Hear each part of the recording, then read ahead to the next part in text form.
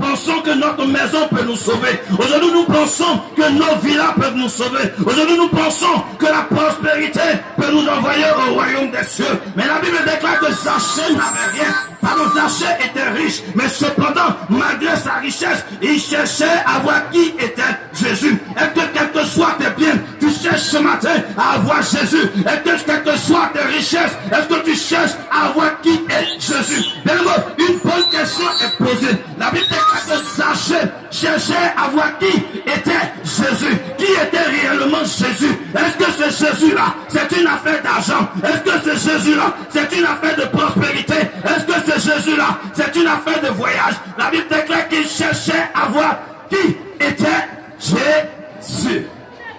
Bonne question. Qui est Jésus? Qui est Jésus-Christ? Jésus-Christ n'est rien d'autre que le salut. Jésus-Christ n'est rien d'autre que la vie éternelle. Ça. Et c'est cela que Zachée cherchait à voir. Parce qu'il avait toutes ses richesses, mais il n'avait pas en lui le salut. Il n'avait pas le en salut. lui la vie éternelle. Il n'avait pas en lui la grâce de l'éternel. Alléluia. Bien-aimé, l'éternel te tend la main en ce matin.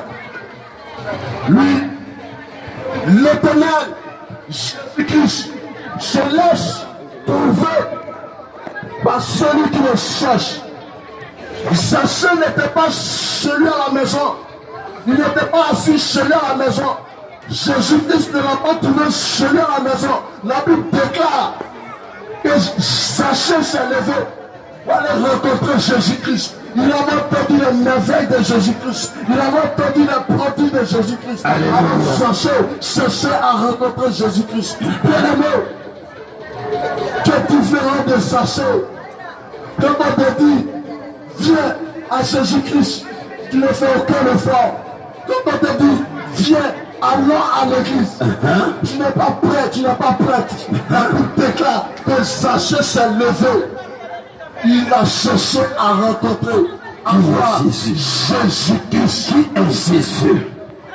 Qui est ce Jésus-là, bien-aimé? En telle enseigne que quelqu'un qui est riche cherche à le voir. Qui est ce Jésus-là? En telle enseigne que quelqu'un qui a tout cherche à le voir. Mais aujourd'hui, on attend quand on est malade pour avoir Jésus. On attend quand on n'a pas de travail pour avoir qui est Jésus. On attend que les sorciers nous poursuivent pour voir qui est Jésus. On attend quand on n'a pas d'argent pour voir qui est Jésus. On attend le pasteur qui va venir parler de nos problèmes. En ce moment, on va savoir que Jésus est là. Mais ce matin, je te dis, la Bible déclare que Zachée a cherché à voir qui est Jésus. Est-ce que quand tu vas à l'église voir ton pasteur, est-ce que tu cherches réellement à voir qui est Jésus? Bien-aimé, c'est la bonne question que nous allons nous poser ce matin tous. Qui est Jésus?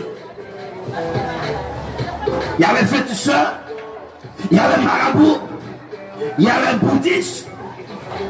Mais qui est Jésus? Il y a des gens qui ont décidé d'aller voir les féticheurs pour faire des médicaments. Il y a des gens qui ont décidé d'être sorciers. Et il y a des gens qui ont décidé de suivre Jésus. Qui est Jésus? La Bible déclare qu'il y a un homme appelé Zachée. Il a entendu parler de Jésus. Quand il a entendu parler de Jésus, la Bible déclare qu'il était le dernier arrivé. Quand il est arrivé, il y avait tellement de monde que Zachée ne pouvait pas voir Jésus. Il y avait tellement de personnes qui ne pouvaient pas voir quoi Jésus ressemble. Et la Bible déclare que Zachée ne s'est pas découragé. Il ne s'est pas contenté de rester derrière. Mais il a couru et il est allé en avant. Il est monté sur un sycomore afin de mieux voir Jésus. Mais il retient une chose. Quand Jésus est arrivé, il y avait plusieurs personnes qui étaient devant lui. Quand il est arrivé, il y avait plusieurs personnes qui avaient déjà vu Jésus. C'est comme tu viens d'arriver à l'église et il y a plusieurs personnes que tu trouves à l'église. Tu viens d'arriver à l'église et il y a plusieurs personnes qui ont les problèmes dans la même église. Mais toi, tu viens d'arriver. C'est maintenant que tu veux donner ta vie à Dieu. C'est maintenant que Zachée cherchait à voir qui était réellement Jésus. Mais il n'arrivait pas. Sa taille lui faisait défaut. C'est comme ça, c'est maintenant que tu es rentré à l'église. Mais tu n'arrives pas à prier. La prière est un défaut pour toi. La colère est un défaut pour toi. Les murmures sont des défauts pour toi. Pasteur ne peut pas pas parler de ça parce qu'il parle de prospérité et d'élévation, parce qu'il parle de voyage ou de sorcellerie. Mais ton murmure sont là. Zachée est le dernier à venir. Le dernier à venir. Qui est Zachée? Et qui est Jésus? La Bible déclare qu'il est monté sur un sycomore pour mieux voir Jésus. Mais il y a quelque chose de bizarre qui va se passer. Il y a quelque chose d'inhabituel qui va se passer. C'est le sachet que le va venir. C'est à ce sachet-là que Jésus dit descends.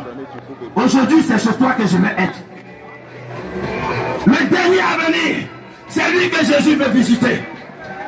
Bien, mais dans cette histoire, il y a quelque chose de merveilleux qui va se passer. Alléluia. Il y a quelque chose de merveilleux qui va se passer. Alléluia. Le dernier à venir, c'est lui que Jésus veut visiter. Pendant le temps que Jésus prend le chemin avec le sachet pour aller voir dans la maison des sachets, la Bible déclare que tous ont commencé à murmurer et dit mais il est allé loger chez un pécheur. Jésus s'en va chez un pécheur. Alors, on comprend pourquoi est-ce que ceux qui sont arrivés avant Zachée n'ont pas vu la gloire de Dieu. Ceux qui sont arrivés avant Zachée n'ont pas eu la visite de Jésus. Raison pour laquelle, quand nous allons à l'église, les murmures nous tuent. La rancune nous tue. Les discussions nous tuent. La sorcellerie nous tue. Et les gens sont à l'église, ils ne peuvent pas voir la gloire de Dieu. Au contraire, ils vont de problème en problème. Mais la Bible déclare que quand Christ vous a franchi, vous êtes réellement libre. Et quand Jésus est rentré dans la maison de Zachée, ce Zachée qui était escroc, ce Zachée qui était voleur, la Bible déclare qu'il se tient devant le Seigneur Jésus et dit à compter d'aujourd'hui, je donne la moitié de mes biens aux pauvres. Parce qu'il y a une vérité qu'on vous cache. Si réellement tu as Jésus dans ta vie, les murmures n'ont plus de pouvoir sur ta vie. Si réellement tu as Jésus dans ta vie, tu as fini les critiques, c'est du passé. Si réellement Jésus est dans ta vie, tu as fini à les hontis, c'est du passé. Si réellement Jésus est dans ta vie, tu as fini avec la sorcellerie, c'est du passé. Mais il y a des gens qui sont à l'église, mais ils ont encore la colère en eux. Ils sont à l'église, ils ont encore les murmures en eux. Ils sont à l'église, ils ont encore les critiques en eux. Ils sont à l'église, au lieu de chercher Dieu, c'est Marie qui cherche. Au lieu de chercher Dieu, c'est femme qui cherche. Quand ils s'habillent matin pour venir à l'église, c'est dans l'intention d'avoir une femme. Quand ils s'habillent matin pour venir à l'église, c'est dans l'intention d'avoir un mari. La Bible déclare que Dieu a tant aimé le monde qu'il a donné son fils unique pour toi et pour moi. C'est parce qu'il nous a aimés qu'il a donné son fils. Pourquoi est-ce que quand nous allons à l'église, c'est par intérêt? Quand nous allons à l'église, c'est parce que nous avons besoin de quelque chose. Quand nous allons à l'église, c'est parce que nous sommes aimés, mais non parce que nous aimons Dieu. Ça, c'est qu'il y a prévu.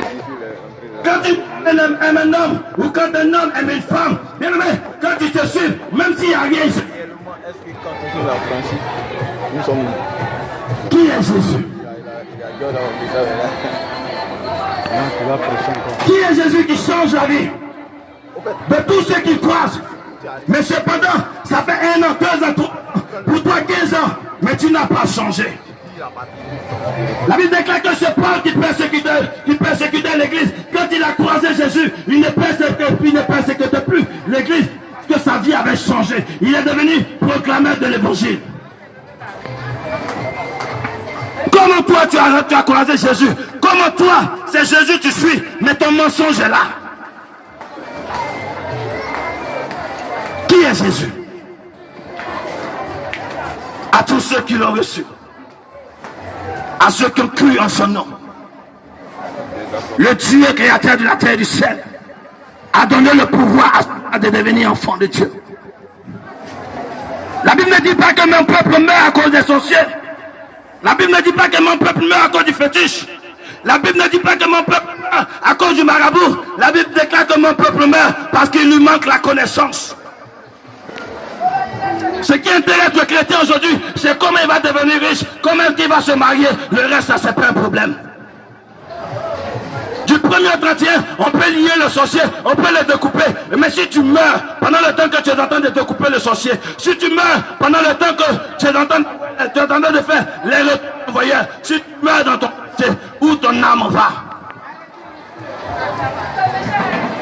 Où ton âme va?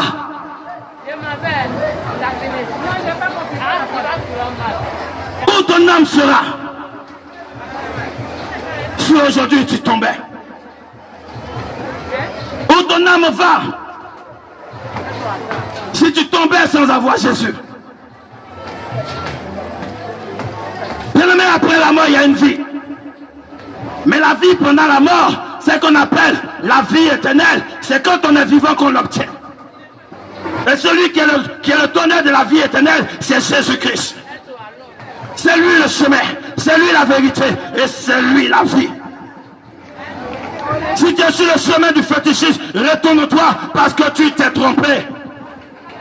Si tu es sur le chemin du maraboutage, retourne-toi parce que tu t'es trompé.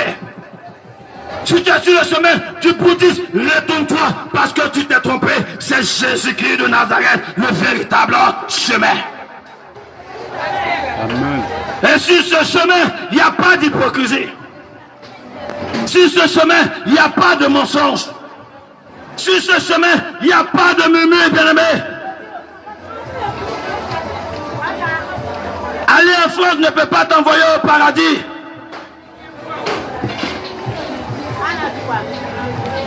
Ce qui t'enverra au paradis, c'est que ta vie a changé. C'est que tu as pris la résolution de suivre le Seigneur Jésus. Prendre la résolution de suivre le Seigneur Jésus, c'est de marcher selon sa parole. Prendre la résolution de marcher avec le Seigneur Jésus-Christ, c'est de marcher selon ce qu'il a dit. Et dans ce qu'il a dit, il dit ni les impudiques n'hériteront du royaume des cieux. Si tu es impudique, tu ne peux pas hériter du royaume des cieux. Dans ce qu'il a dit, il dit les voleurs n'hériteront point du royaume des cieux. Si tu es voleur ou voleuse, tu ne peux pas hériter du royaume des cieux. Dans ce qu'il a dit, si tu es murmureur, tu ne peux pas hériter du royaume des cieux. Parce que ceux qui héritent du royaume des cieux, c'est ceux qui ont compris que Jésus veut marcher avec eux sans péché. C'est ceux qui ont compris que Jésus veut marcher avec eux sans murmure. Moi je suis converti, ça fait 15 ans. Je suis converti, ça fait 10 ans. Mais les 10 ans là, tu murmures seulement à l'église. Les 15 ans là, tu murmures seulement à l'église.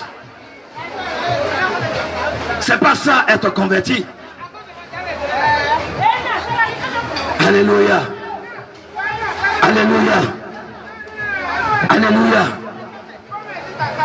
C'est pas ça être converti. De marcher dans la voie de Dieu.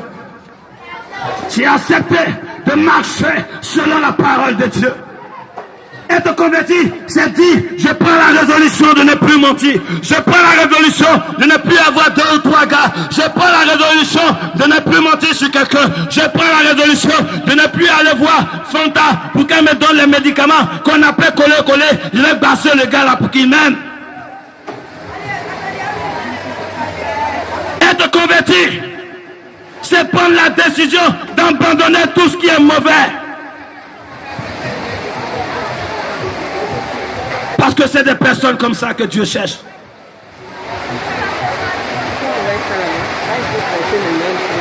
Alléluia.